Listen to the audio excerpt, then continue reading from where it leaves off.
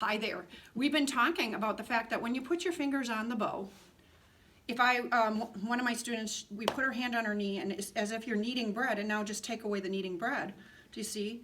Now I'm on all 5 fingers. They're individually doing their thing, but they're also working cooperatively. Essentially, the thumb is the boss.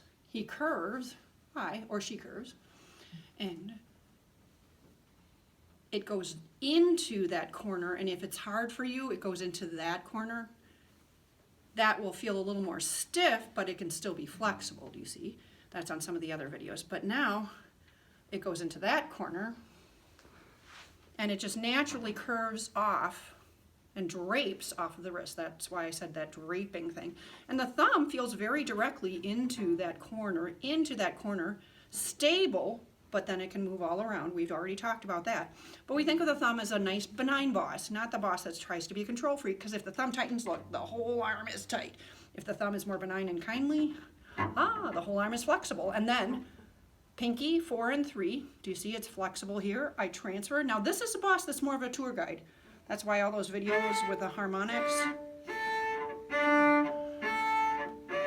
And why 2? Because that's where my thumb's gonna go opposite. It's just a tour guide. Boss thumb, tour guide boss. Not such a boss. So I do the harmonic, and then I just put it down just enough to get a pitch. Is a great place to do. And then I'll say, oh, I'll try that. This is the 4 spot, by the way.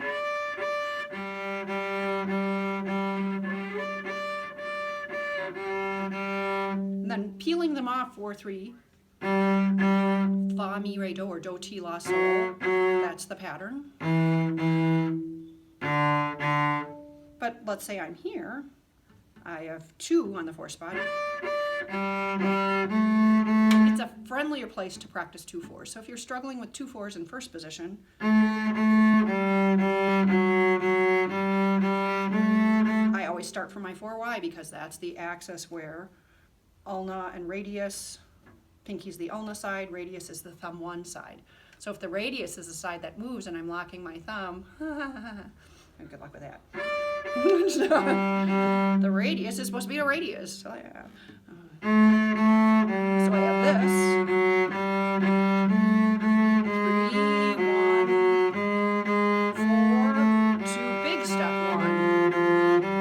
So if you really care about letter names, this is A, G, F sharp, G, F sharp, G, A, top line of the staff, A, G, F sharp, and then so this will be A, G sharp, F sharp. And because I'm not using 2, it can kind of drift toward the 3, but notice everything's still flexible. Now, when it's 2's turn, 3 just kind of goes, I don't care.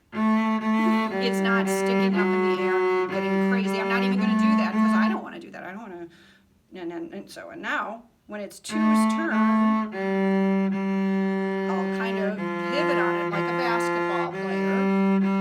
And there's no reason in your first few weeks or months of lessons that you shouldn't learn an extension. Because otherwise you're learning how to have a nice big grabby left hand. And kids are more smart than you think they are. And they can pick up on this stuff. They have over the years. And do you see that flexibility that I was doing with you? Of that 1, 2, that's my power fingers.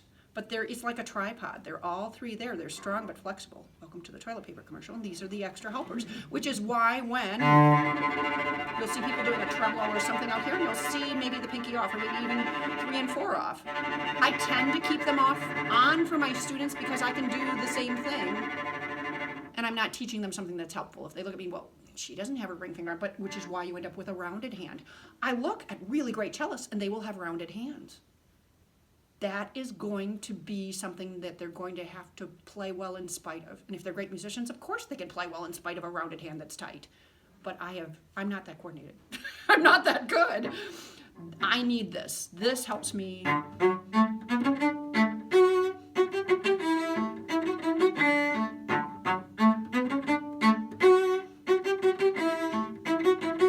And I just use the 4, 3. There's the 2, 1 or the. So if you're wanting to learn slurs, which is going to be nicer in the Jeopardy theme, start by doing some finger patterns.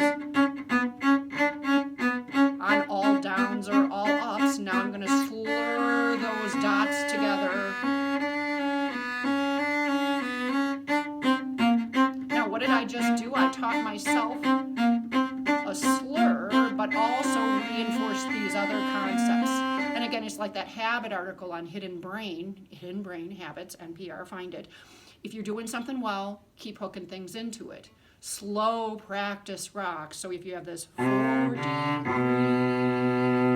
4D, faster, 4D, 4D, faster, 4D, faster. Now I started with my principles, and I built up into something in the song, in the song, in the song, in the song. And I use little words. In the song, I will go, I like food, I like food. I always said I like food. So I became the I like food teacher. There, that's enough.